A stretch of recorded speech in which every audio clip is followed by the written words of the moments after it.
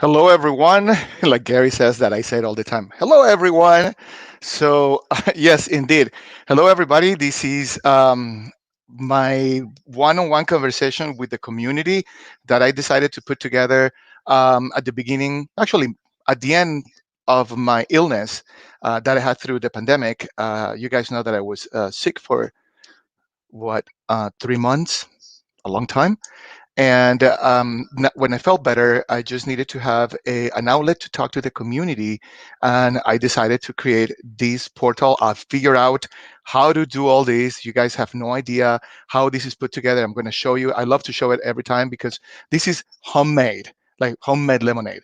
Check out this. This is what I call Studio 2. This is at home. This is what I call Studio 1. And this is, you will see this in a minute, that's Studio 3, which is I'm talking to this camera here. And the camera is not a camera.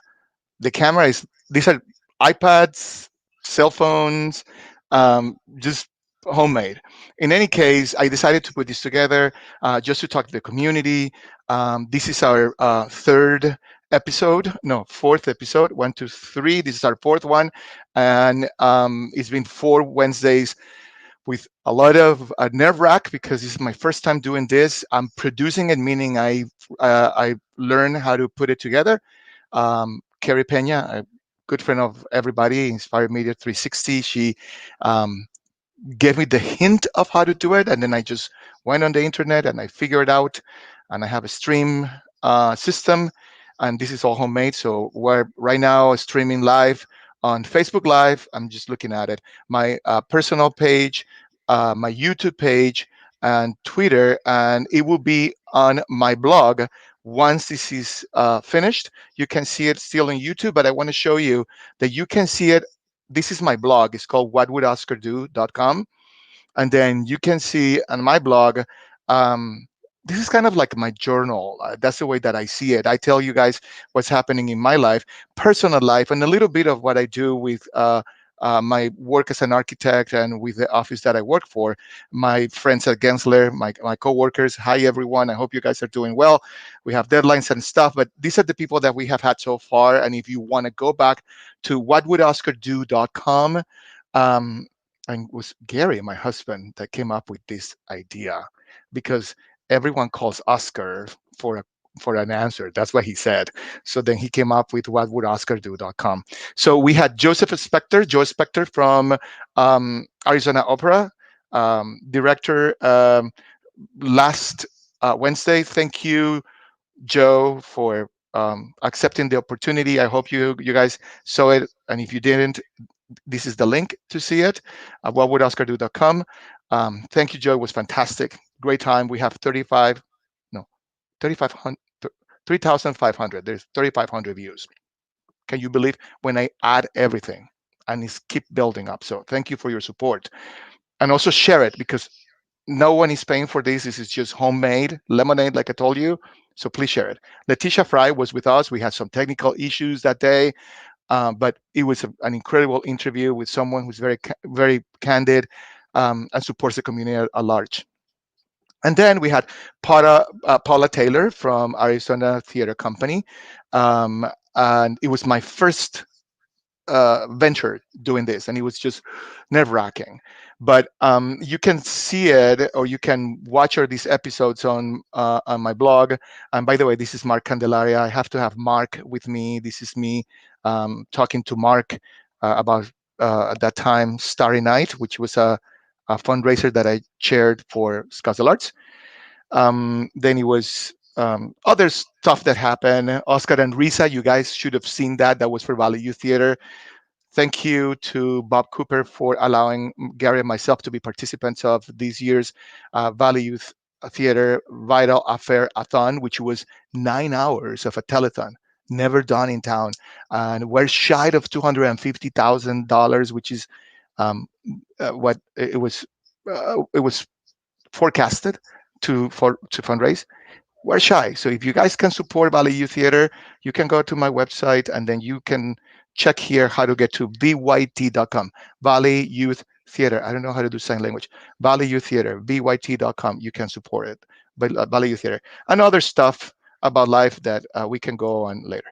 We can talk about it later. Anyway, so days are difficult. They're still difficult for some of us. And I just want to tell everyone that I had my first outing today. I had coffee today with a very good friend of mine, Austin Kennedy. We wanted to talk about life, check about how is he doing, work, some other stuff that we're working on, or that he's working on that I want to be participant of.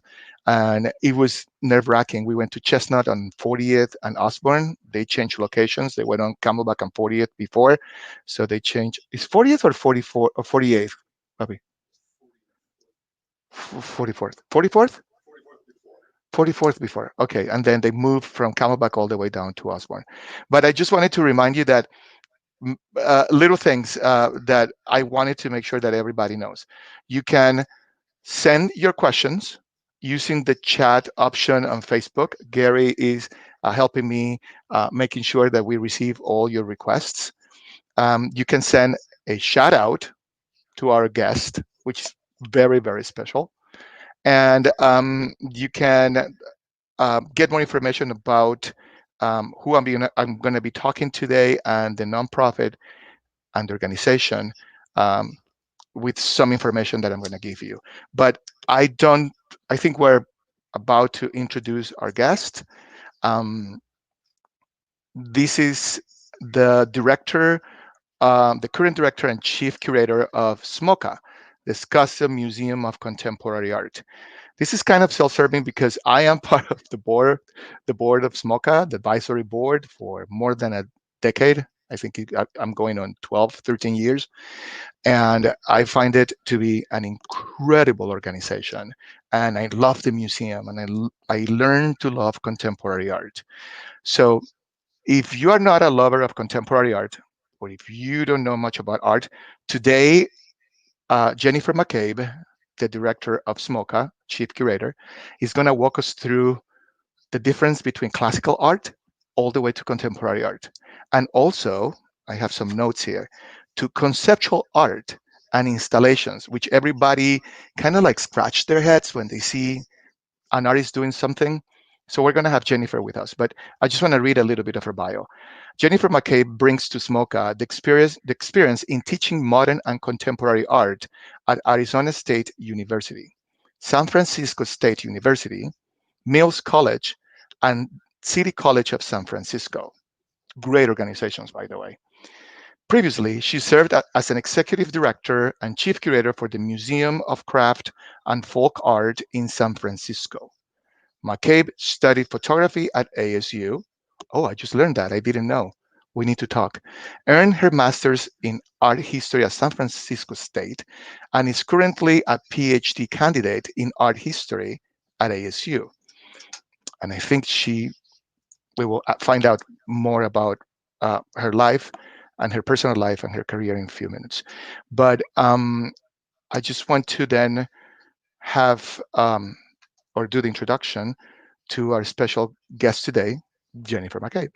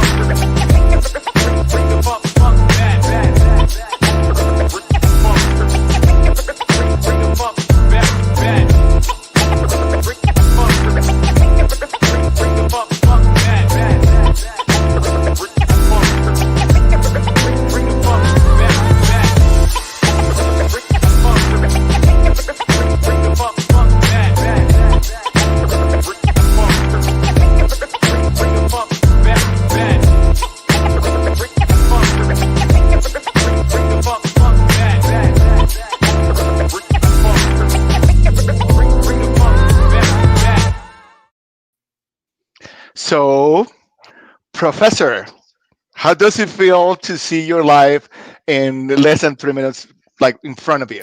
It was way more glamorous than it feels.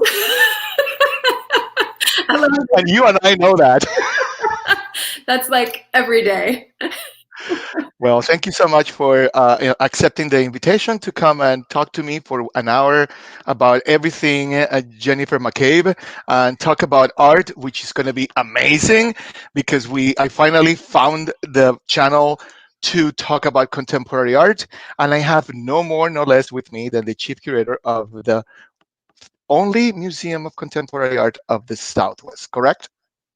Well, we do have Site Santa Fe in Santa Fe. So, Mhm. but we are locally the one museum that's focus is contemporary art. There Uh, are other museums that incorporate it, but that's mhm. our only focus.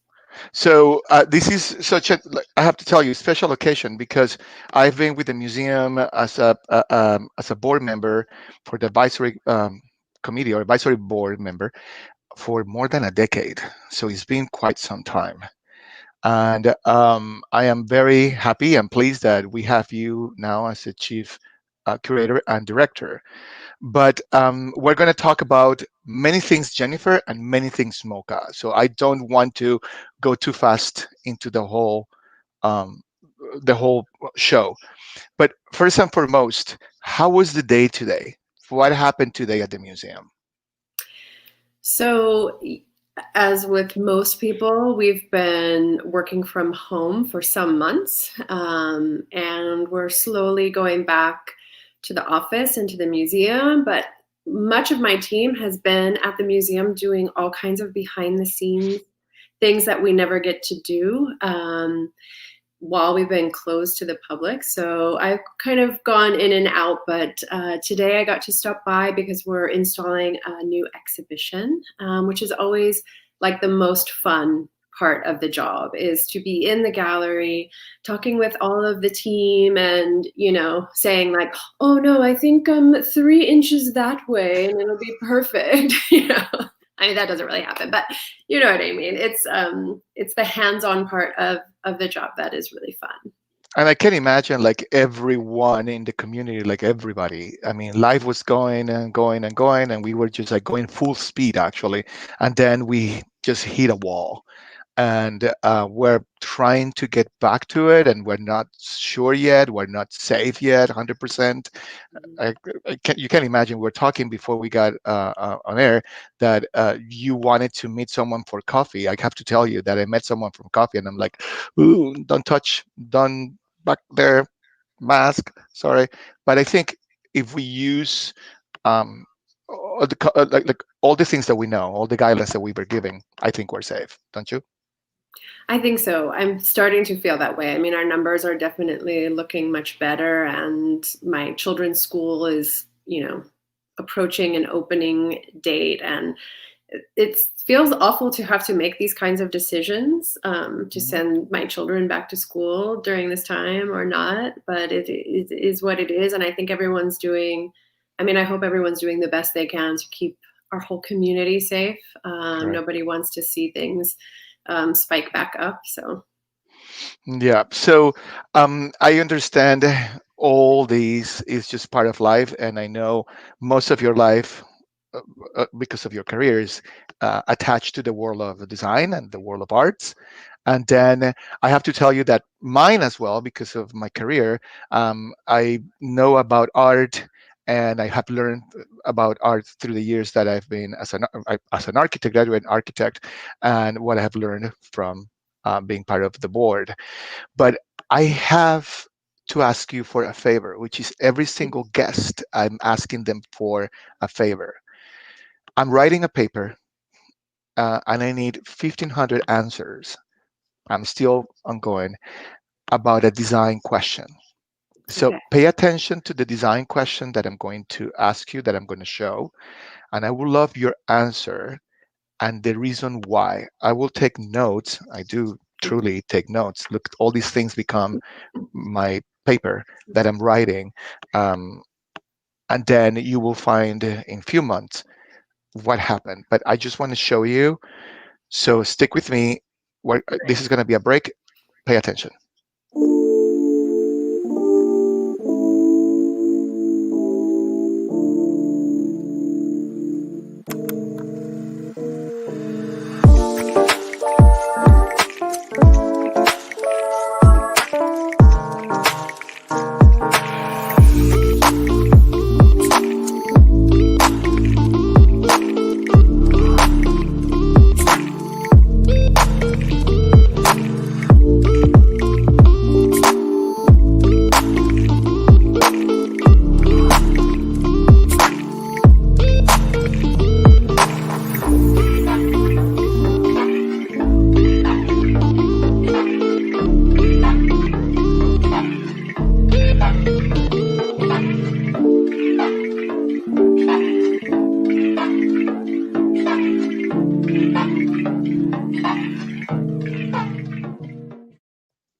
Yep, that's the question.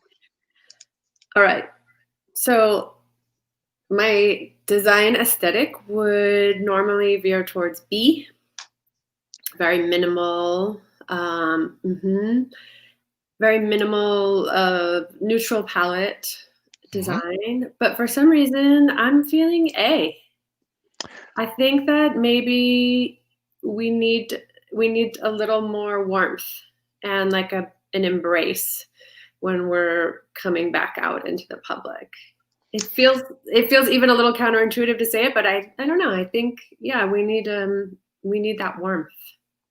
So I would assume that the reason that moves you through that decision is because the warmth of the environment. So the Plaza Athénée is a beautiful hotel in Paris, and I have to tell you that it is one of the most beautiful spaces that I've been to in my life. But I also love Le Cure. It's another hotel in Paris as well, and both are different. But I just wanted to hear from the public and from everyone. Doesn't matter who they are. Of course, I will. I have to actually quote you, and I will. It will be part of my thesis, quote unquote. But thank you for the answer and thank you for the why. We will see what happens. You will see the results. Yikes. But well, yeah, I know. So I wanted to ask you also about your life from the very beginning. How did you get here? I heard San Francisco on your resume. I heard um, West Coast. Who is Jennifer, and how did she get here? To Phoenix, To Phoenix and to LA. SMoCA. Well, I grew up. I was born in the Midwest, and I was raised in the South. And my father was in business. He did high-tech software. He did sales for high-tech companies, essentially. Mm-hmm. And so he moved around based on work. So people often, I tell them like my trajectory, and they wonder if my family was in the military. It's like, no, we were. But my father got, he was opportunistic. So when a good job came calling, we moved. And so it gave me kind of a lot of experience in different places, but also through my 20s left me very, I think of myself as bohemian in my 20s. I didn't know exactly what I wanted to do. I grew up in Atlanta, but I came to ASU because I had an uncle who lived in Arizona, and I visited. This is classic. I visited Arizona in March, and it was beautiful and so different and blah, blah, blah. Yeah, all that. And I fell in love with it. And also at the time, this totally dates me, my favorite band was U2 and the album Joshua Tree. So it was like, I came to the desert. It was a done deal. So, I'm with you with that. That was one of my favorite albums. I mean, really? incredible. Yeah, exactly. I still love it. So I applied to all these schools, and ASU was just like a random maybe. But being 18, the idea of going 2,000 miles away from your family became increasingly interesting to me. So I did that, and I studied photography because, again, I was just in love with the landscape and the light and the space here. And yet when I was finished with school, I was like, done. I'm, never going back there again. And I lived in the Cayman Islands. I lived in South Carolina. I lived in Texas. I lived in Paris. I lived um, a bunch of places. And then I ended up in San Francisco. And I thought, okay, I'm in like my late 20s. I need to get serious about what do I really want to do. And I knew art, and especially art history, had always really spoken to me. That was what I could say my passion was. So I didn't want to be an artist. I saw that as like too competitive almost for me. Like that's very, very hard to be at the top of your game in that world. And so I studied art history, and I So you happened are a true on. professor. You are a true professor. Your idea was just to educate which is an opportunity for us today. Thank you, by the way. You're welcome. Thanks for having me. Yeah, yeah. um, so I really just I felt like I wanted to follow my whatever calling I could find. That seemed important to me for some reason. I wish I would have taken more advice from like my business father and married a business degree with art or something like Don't, that. yeah, But don't I we took all? the long, hard way. So um, I worked in nonprofit art organization in San Francisco. Hmm. And that was like a classic experimental art space that opened in the 70s across the whole country. Hmm. They were really big in New York and LA and Chicago and all like big cities. But everywhere, and they we supported music, experimental music and performance and poetry and visual arts and the whole umbrella. And that really led me to working with artists. So the board was all artists when they started, Right. and so arts were the center of that kind of organization. Hmm. And that was my kind of upbringing. So it left me with a real passion for working with artists and wanting to support artists in making new work. I always saw that as that's what's important, is that we're moving ideas forward, that we're generating innovation, that the way that I can participate in it is to be supportive of that environment. And it's difficult, as you know, working with nonprofits, fundraising is difficult, all of these things. Yeah.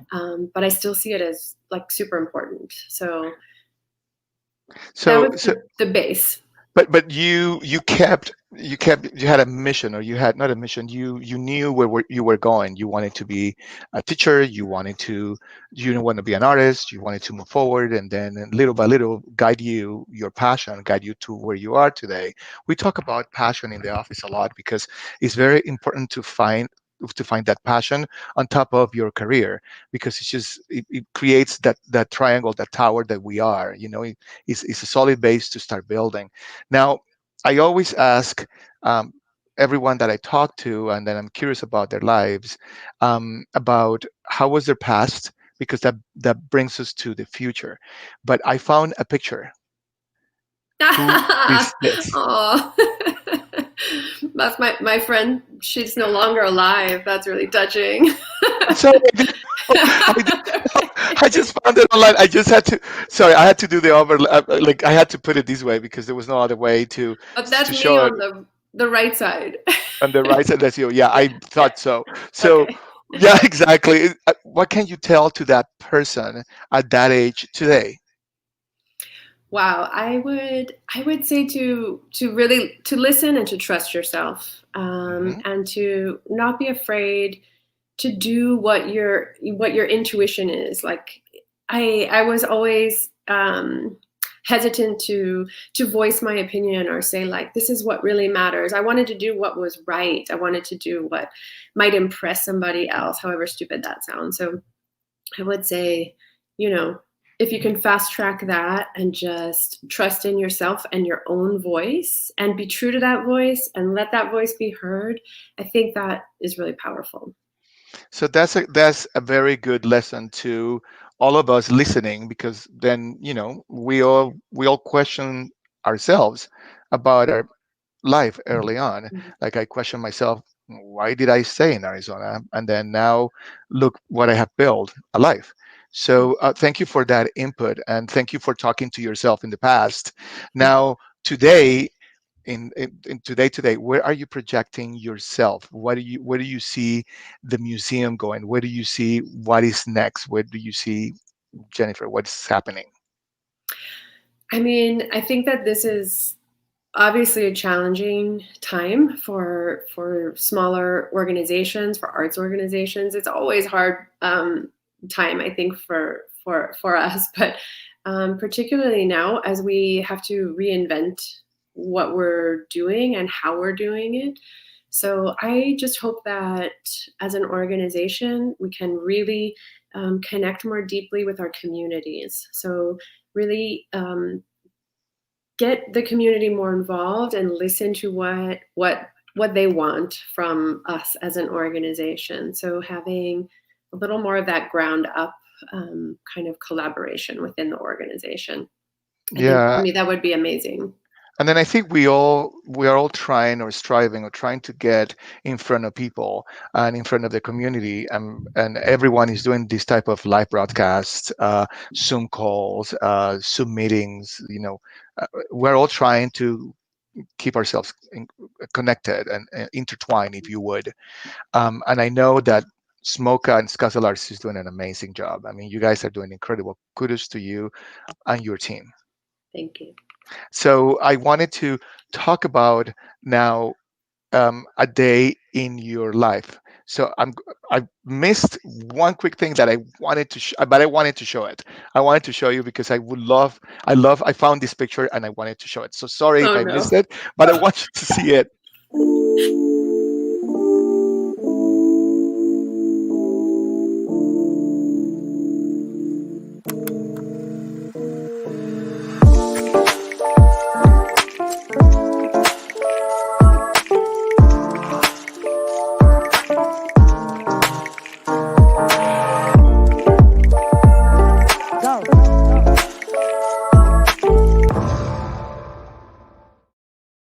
And I have to be honest, it was because the streaming didn't like come through on time just to make the transition. But I just love that picture. That's the early years, and that's the kindness of someone like you. But like post it in social media because that allows us to see more of you. So thank you for Right. that. Yeah. Of course. Thanks for digging that up. I just have to place it. I have to show it to her. But I wanted to then take a moment and then talk about SMoCA, which is an incredible organization and it's an incredible museum.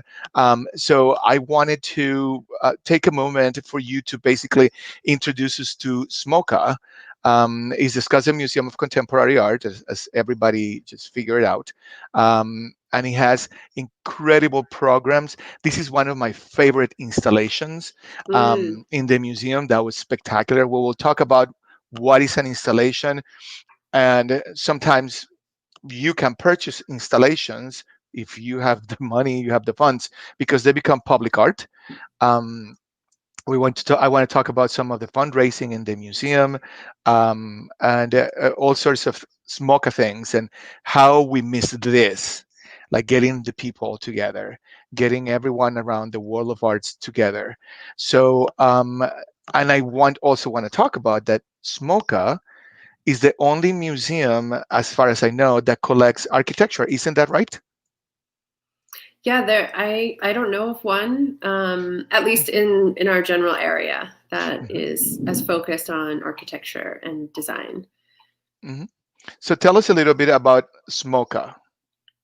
So the museum is about 21 years old now, and I love it because it's this renovation of an old movie theater into a beautiful, modern, yet organic shaped building. It has the most beautiful galleries anywhere, just concrete floors, open beam ceilings, white walls, and anything you put in the space just stands out and looks really phenomenal.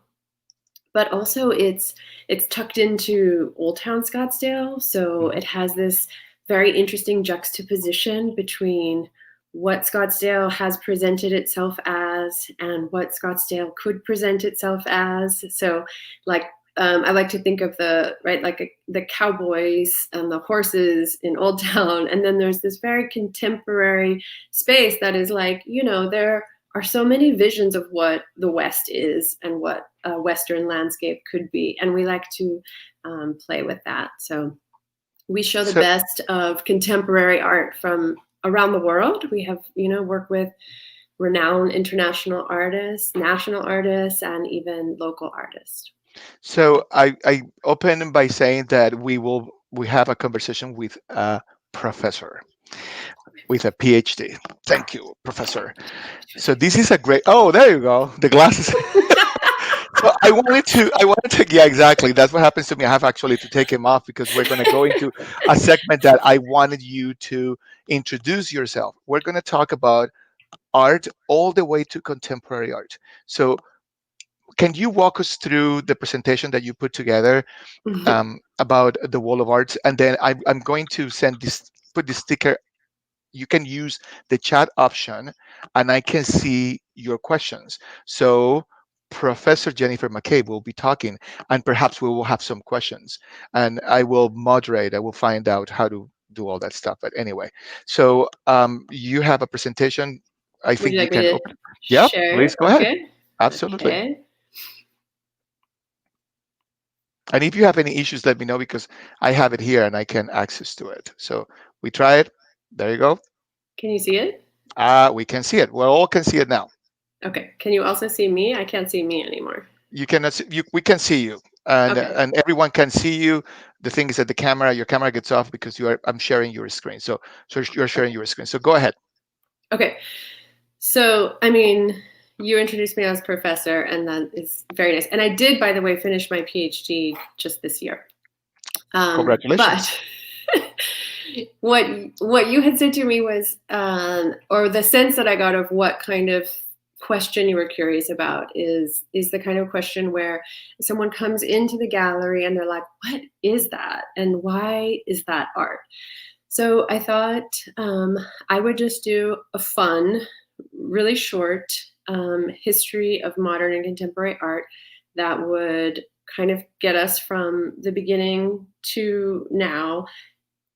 I tried to do 5 slides, but I think I have 6. So Okay, that's fine. We have allocated some time to all this because I would love for everyone to know and myself to understand contemporary art, all the way to okay. what did I say, conceptualism, which is one So that I would normally, yeah, scratch ahead. we would take like a whole semester to do this. So this is going to be fun. I'm going to do it in like 5 minutes.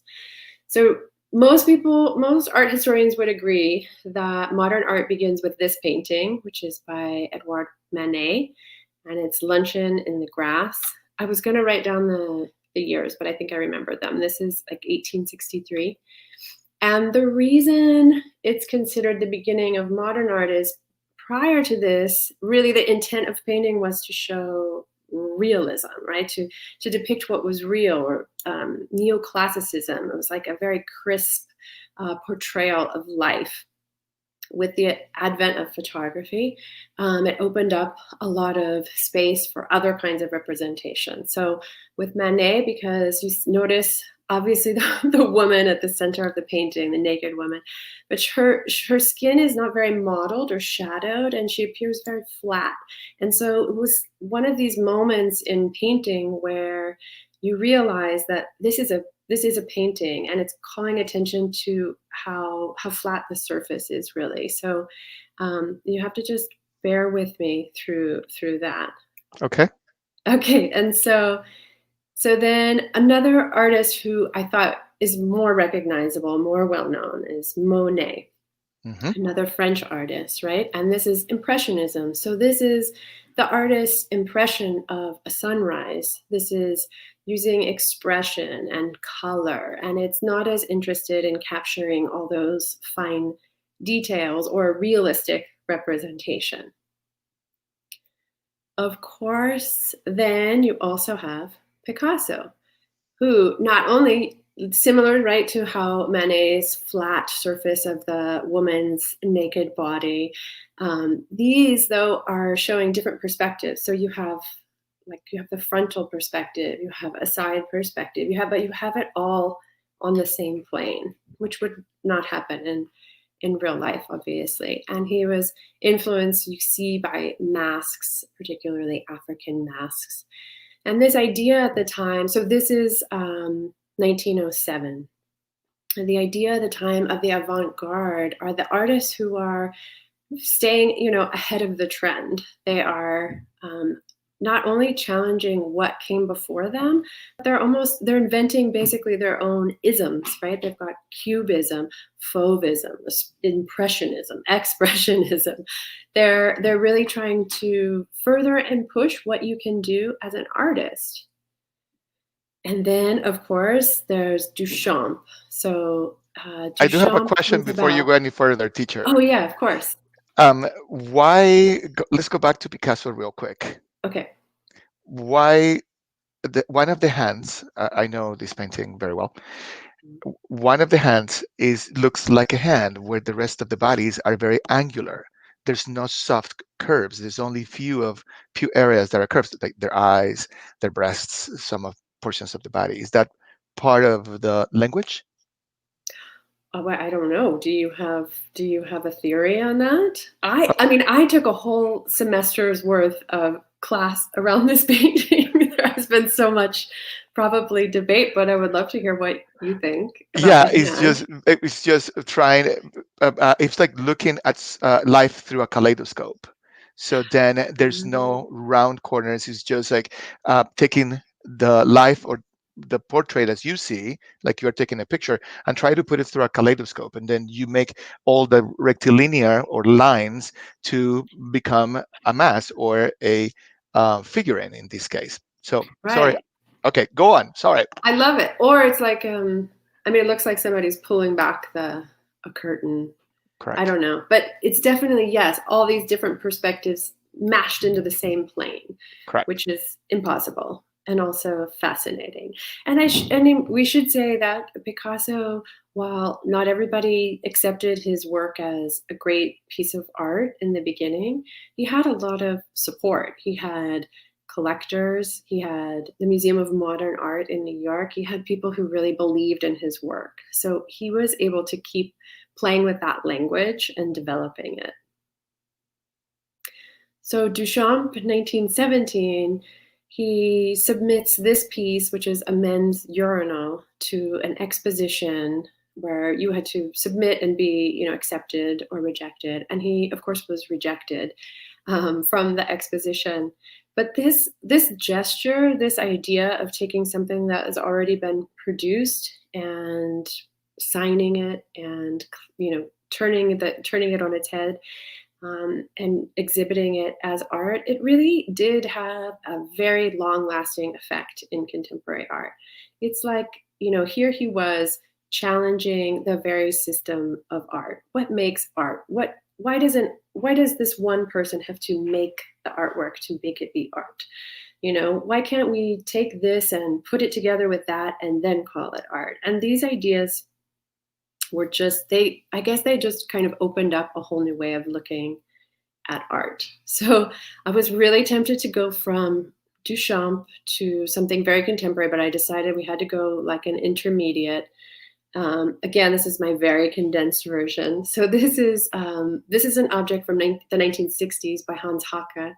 It's called the condensation cube. This would be just I don't know exactly, it's like 12 or 18 inch cube that would be placed in the gallery.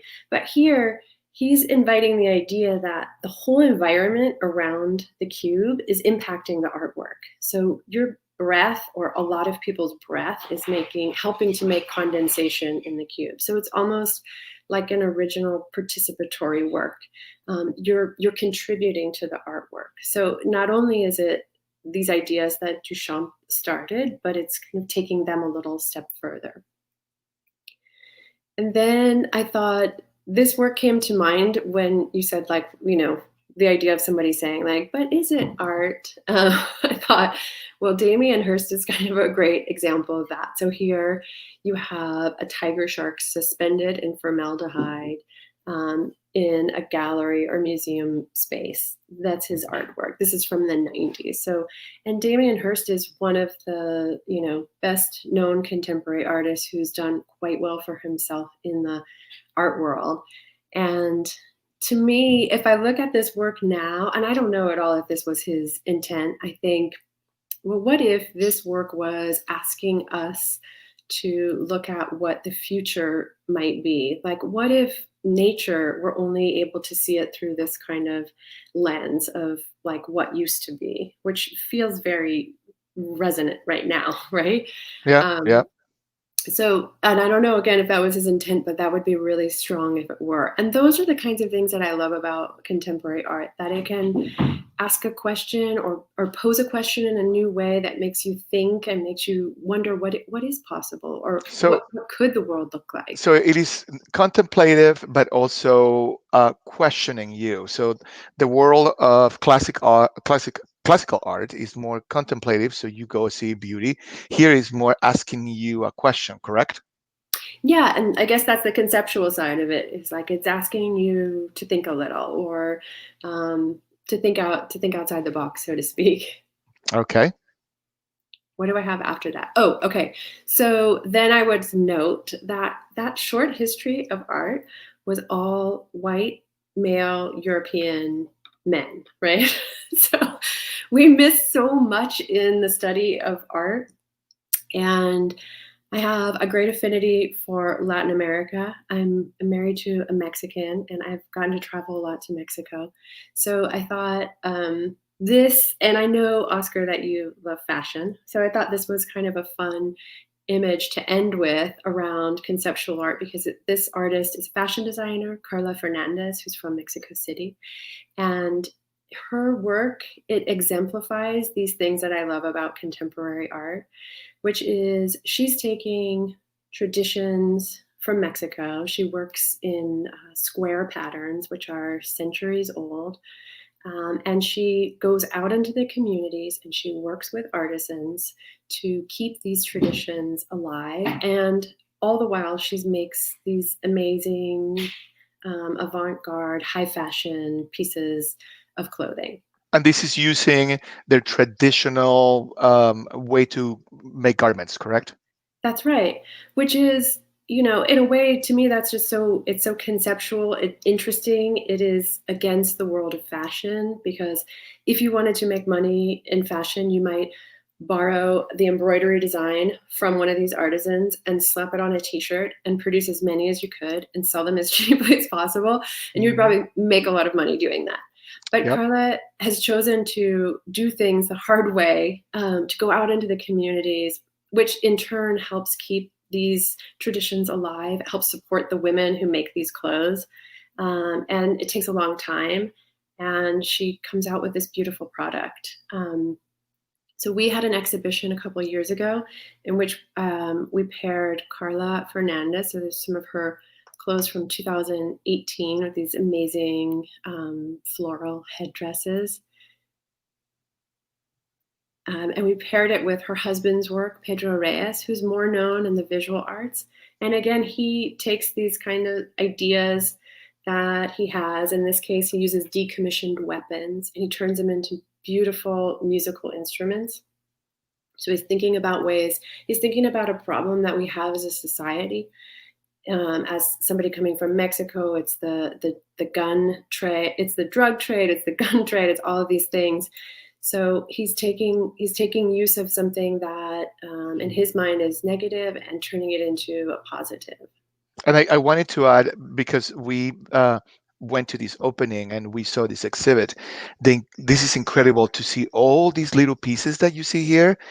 They all make music, and they are, like you said, weapons. And he created a harp, a piano, a was a drum as A well. drum It set. was incredible. It was incredible, and they were all in sync. I think they had a software that make them play. Correct? Yes, And yes, that's art. yeah, That's when completely someone's, art. yeah. And but it's also, it's the idea behind it. It's just, I love all of it. So I thought that was a nice way to whoop. Oh, we're back at SMoCA. There you And go. we're back. And we're back to SMoCA. So I thank you for that because that was just my breaking to adding these information to our screen. Can you see the screen? This is SMoCA, and this is SMoCA webpage, smoca.org, as you guys can see up here. And then there was an exhibit. There is an exhibit still open, right? Unapologetic, all women, all year. So this is a year until 2021. We will seeing we will be seeing in the museum all women produced art. Is that correct? That's right. Well, it's works from our collection, all women artists from our collection, and so um, there it's been documented, kind of the statistics behind how the disparity, I guess, in institutional collections across the country. So they're majority white male. So we're just spending some time thinking about, how can we bring these collections into some kind of equity. So we're looking at how can we bring more women artists into our collection. And so for this year, which was the 100th anniversary of women's right to vote, we were dedicating one of our galleries to all women artists from our collection. So, and then talking about women, shout out to Christine Bauer, is one of our local artists. And then this is a commission. If you can walk us through this commission that is currently at the museum, you can actually, by the way, everyone watching, you can access to a lot of virtual content through the web page, correct? Yes. Yeah, and we're really working towards building that because of where we are now. So we're working on ways of building content into all of our exhibition pages so that when we're open, if you're not comfortable coming to the museum, then you can have a nice experience even online through interviews or films or all kinds of things. So we're working towards that. Tell us about this Um, piece.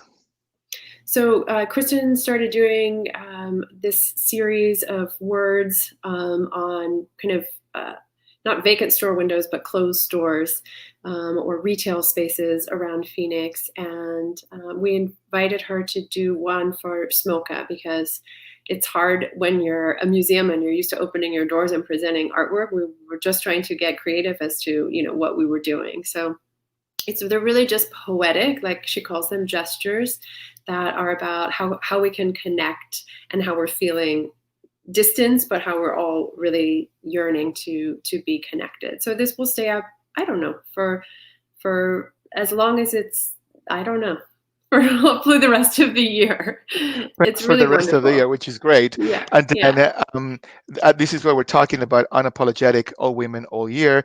And it's kind of like, why unapologetic? Well, because just like, it's all women all year. Mhm. What are you going to do about it? Okay, then. Then thank you so much for talking to me. Bye. So, and this is, you're giving me all the bridges to move forward. I mean, these are some incredible pieces. Some of them owned by the museum. Some of them Yeah. are, yeah. So All of most of these the, are owned by the museum. all of Hmm. them, yeah. Hmm. Oh wow, I'm part of the acquisitions committee, so I'm supposed to know this. So sorry, Carrie Tovar, about my. She's gonna just You're like tomorrow. forgiven. Tomorrow is going to send me an email. You've gone through all these. So these are incredible pieces, and the museum owns them. So these are here in Scottsdale, in downtown Scottsdale at SMoCA for you to enjoy. Now, you're giving me all the cues to go and move forward through this conversation. So and everyone knows what we saw earlier when we started. The museum right now is a female team, right? Yes, There's only one yes. person. There's only one male, Yeah, James, he's James, our which is lead incredible. preparator. He's amazing also because he works with our female team. Yeah, I just, I work with women, and I don't see them as women. They are just other professionals like me. But that's a bridge that some people they have to cross at some point. But you just gave me the exact cue for something that I wanted to show you. So give me 1 minute. I think I can do it, but this is my first time doing it because my system here is a little bit clunky, and I'm learning how to do all this. But I hope this works.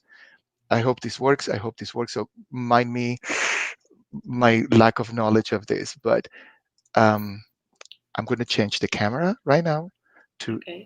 Should I this be camera, nervous? and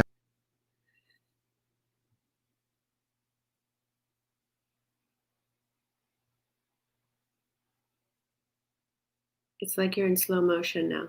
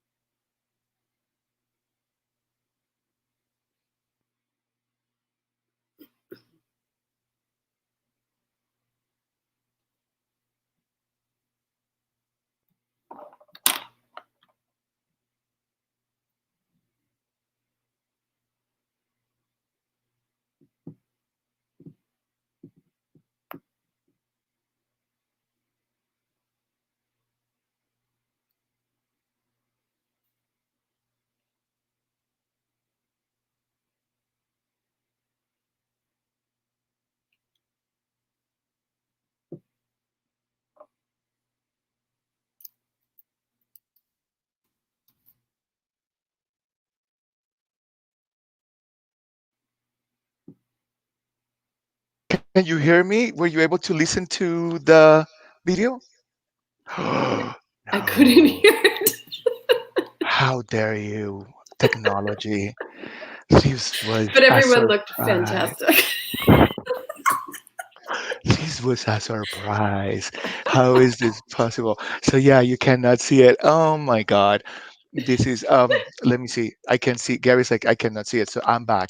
But I am so sorry technology didn't allow us to see the video. Ugh. Once It's again. okay. So this was a message from all the curators in the museum. Didn't the video didn't upload, but it was is a message from all the curators from your team, an incredible group of people that I adore, learn to respect because they give 100% and more. Mhm. I will have to email you the video or post it, edit it and post it here um, on this conversation. Oops, sorry, my bad. Or once again, run into issues. But everyone sent their videos and they wanted to say hello to you. I Oh, that's so believe sweet. very, very nice. It was a wonderful video, and I think I can try to play it, but let me just check. But wanted to one more time go to um, SMoCA website so you can show us or you can tell us what is coming. When is the opening, the fall opening, and it's going to happen, right? So it is going to happen, and we will open. We haven't officially announced it yet, so you'll all know first. But Friday, October 2nd, will be a members only day. So I would Mhm. encourage you all to become a member if you're not. It's a great way to help support the organization. We all want to be sure that our arts organizations are there when we're ready to come back. And then Saturday, October 3rd, will be our first day open to the public. And we have a big surprise. Are you ready, Hmm. Oscar? Yep. We're going to be free the whole month of October. So we really Wow. wanted to have, we're not going to do an in person opening. And our openings have been amazing. I mean, we've had 900 people at our opening receptions. It's just like no way we can do an opening. And we thought through different ways of how we might be able to do a small amount of people, but it just doesn't feel responsible right now. So we're going to do some kind of behind the scenes tours on that Friday, and then we'll be open to the public. And then as a way of just welcoming people back to the museum and thank you to the community, we will be free the whole month of October. You still have to reserve a time because we'll be limiting the number of people into the museum. So you reserve a ticket and a time, but you don't have to pay for it. So you can test the waters out, so to speak. And we can't wait to have everyone back. So that's incredible that we're able to go to a museum for free the entire month of October. That you guys are taking all the precautions to allow people to come back to the museum, and I just have to be very thankful for your time. Is 8:59. I know the kids have to go back to school tomorrow. You've been very generous with your time and your ability to walk us through modern art all the way to contemporary art. Answered your questions And then you, about. yeah, no, I always Harry raise my still has hand. questions. I know I he always does. I always raise. I love the fact that we know each other so well. I just can't raise my hand because there's questions to be asked. I mean, it's Yep. like the I hope so. the I shark hope there's still questions. the shark split in three pieces. I don't think it will fit on your living room. No, Your, if you you want need to a big house for you need that. a big house for that. Yeah. So it's like I understand. I always have questions. So what I learned, and I learned through being part of Smoke, and I knew about this a little, but I learned more, is that not all art is to own. The artists are asking us questions through their installations and through their performances and through their concept. So that is something that I learn and I understand now. So thank you for being that bridge that took me to to understand that. You don't want to buy all art. But I know it's late. We're going on 9 p.m. Sorry that the video didn't work. I have to email it to you or email, or I will edit it and put it on this stream so you can see it. And thank you to the team at SMoCA that they sent the video, but I think it was too large for the system to get it. But thank you so much. It will be, I'll post it on social media as well. Thank you Thank you so for the much. invitation, Oscar. It's my pleasure. And you're amazing. You predate my time at SMoCA. You're our biggest supporter, and we're so appreciative of everything you do. So a huge thank you to you. Thank you so much. And I will give you a call, just perhaps to have a virtual call, because I want to find out more about what the museum is doing, not only now, but further into 2021. And what can people do to be part of the museum and support SMoCA and Scottsdale Arts at large. So thank you so much. Thank you so much. Have My a great pleasure. night. We're going to Thank let you you. go. Thank you Good so night. much. Good Bye night. Bye bye. bye. So that was Jennifer McCabe today with us. And I'm so sorry that it didn't work, that video. It was a video with the entire team from SMoCA saying kudos to Jennifer. This is a very difficult time. And the museum still have the staff and the original staff. So not easy time. So I urge for your support to the world of arts. So, and talking about support the world of arts, next Wednesday night is going to be very fun because I've never had a chance to talk one on one with a ballet dancer, a performer. So, next Wednesday at 8 p.m. here, Facebook Live, Twitter, and all that, we're going to have a Brazilian dancer that has been with um, Arizona Ballet since 2012, and he is incredible. So this is our guest for next Wednesday.